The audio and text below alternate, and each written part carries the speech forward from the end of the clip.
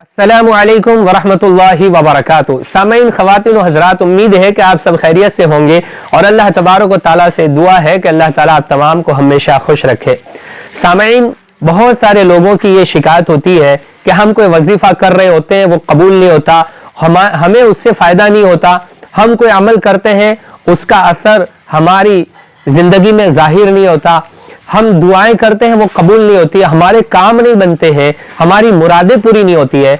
तो मैं आज चंद ज़रूरी बातें बताने वाला हूं जो वजीफे, अमल और दुआ के मुतालिक है। अगर वजीफा करते वक्त, दुआ करते वक्त, अमल करते वक्त आप इन बातों को ध्यान में रखते हैं तो आपको जरूर भी जरूर फायदा होगा।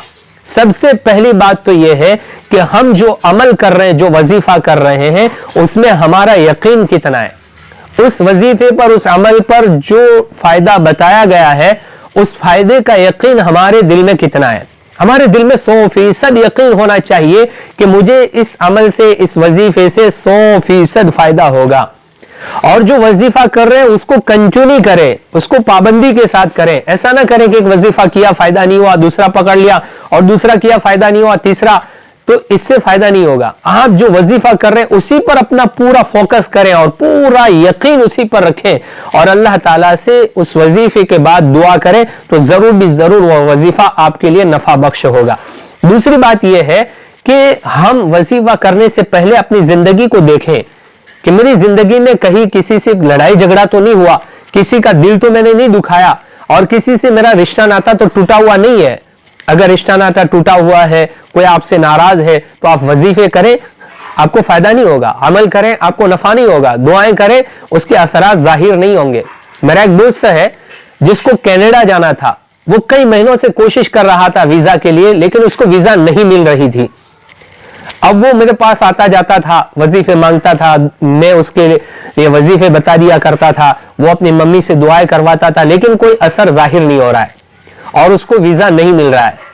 बिलाखिर एक दिन मेरे पास आया, मैंने उससे कहा कि काम कर, तू अपनी जिंदगी में देख, तूने किसी से लड़ाई की है या किसी से रिश्ता नाता टूटा हुआ है, तो अपनी जिंदगी को देख। अगर ऐसा है तो जाकर के माफी शाफी कर ले, किसी की गिबत की है तो जाकर के माफी मांग ले।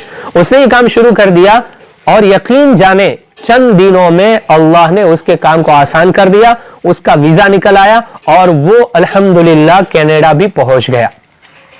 तो अपनी जिंदगी को देखें, कहीं ऐसा कोई काम तो नहीं हो रहा जो अल्लाह को नाराज करने वाला होता है। अगर ऐसा हो रहा है तो उसको छोड़ दें, और अगर किसी का दिल दुखाया है, कोई हमसे नाराज है, तो उसके पास जाकर के हम माफी शाफी कर लें, इससे वजीफे पर असर पड़ता है। तीसरी बात यह है कि नमाजों की पाबंदी, नमाजें छोड़कर आप चाहे कितने वजीफे कर लें, कितने ही अमल कर लें, कितनी दुआएं मांग लें, वो मंजूर और कबूल नहीं होनी है। जो नमाज छोड़कर दुआ करता है ना, तो नेक लोगों की दुआओं में उसका हिस्सा नहीं होता है, यानी उसकी दुआएं कबूल नहीं होती है। इसलिए 5 वक्त की नमाज की पाबंदी के साथ हर अमल को करें, हर वजीफे को करें, जरूर भी जरूर उसका असर आपकी जिंदगी में जाहिर होगा।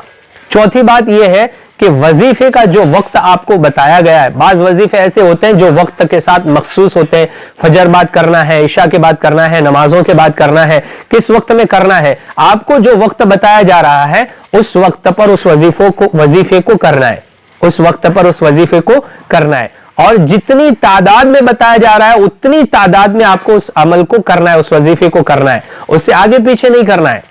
जैसे हम तस्बीह फातिमा पढ़ते हैं, उसमें हमें बताया गया कि 33 मरतबा सुबहान अल्लाह पढ़ना है, 33 मरतबा अल्हम्दुलिल्लाह पढ़ना है और 34 मरतबा अल्लाहु अकबर पढ़ना है। तो ये तस्बीह फातिमा बनेगी और उस पर आपको सुन्नत का सवाब मिलेगा। अगर आप इसको तादाद में ज्यादा कर देते तो सवाब तो आपको मिल जाएगा, लेकिन सुन्नत पर अमल करने का आपको सवाब नहीं मिलेगा। जितना कहा जाता है उतना करना, जिस तरीके पर कहा जाता है उस तरीके पर उस काम को करना, तो इससे नफा होता है, इससे फायदा होता है। जैसे मिसाल के तौर पर अगर किसी को पानी चाहिए, वो जमीन में बोर बनवाता है, अब उसका पानी 120 फुट पे है, अब वो क्या करता है, 40 फुट की एक पाइप लाया, फिर दूसरी 40 फुट की पाइप लाया और तीसरी 40 फुट की पाइप लाया, और तीनों को अलग अलग जगह पे वो जमीन में डालता है, तो क्या पानी निकलेगा? नहीं निकलेगा।